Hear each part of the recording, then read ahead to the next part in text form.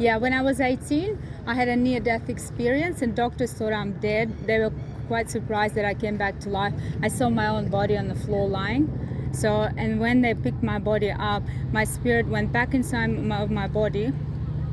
I could speak, I could see, I could breathe like I normally would. I spoke with my mom, said, "Mom, I'm fine," but I didn't. They were ignoring me. The next minute, I saw my body on the floor, and then I'm like, "What? This is me. This is like I grew up in a family where my father, he was like atheist. Nothing happens when you die. It's just you become nothing."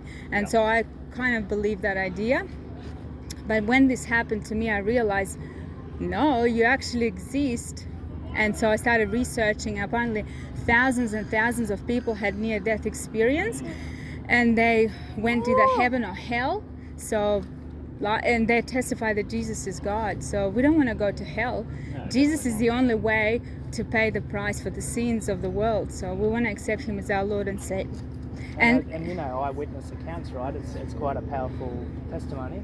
When Jesus rose from the dead, there was 500 eyewitnesses that saw him after rising from the dead, and that's why Christianity spread so quickly, because people physically saw it. Yeah, if the crime happens and there's eyewitnesses, police will trust eyewitnesses, right?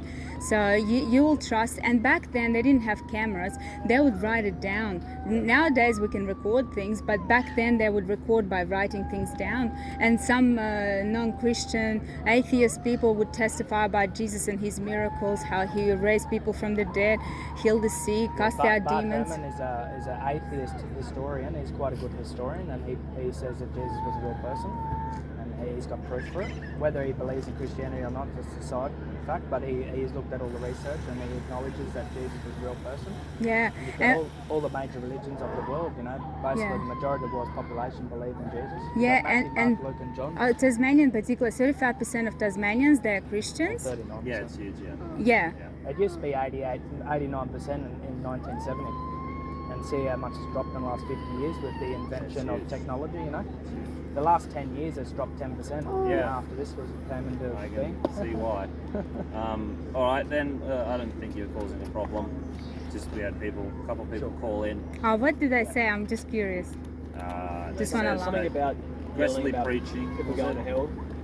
He didn't the even hell say part anything and about combined hell. with the near children part. Wow, that's they why take it just children. made it sound interesting. This I is come so here, you funny. seem fine.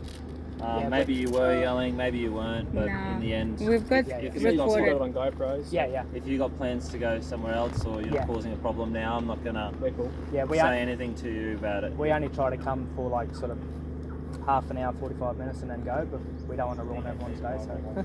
Yeah, okay. Yeah, and we noticed every time he preaches, they use children as weapons. They're like, oh, he told children are sinners, children go to hell. In fact, he said children are basically excused and they'll go to heaven automatically. That's what Bible teaches, right? If they don't know right from wrong. Exactly. So he never said anything about children going to hell or even going to hell at all. Like he read scriptures from the Bible.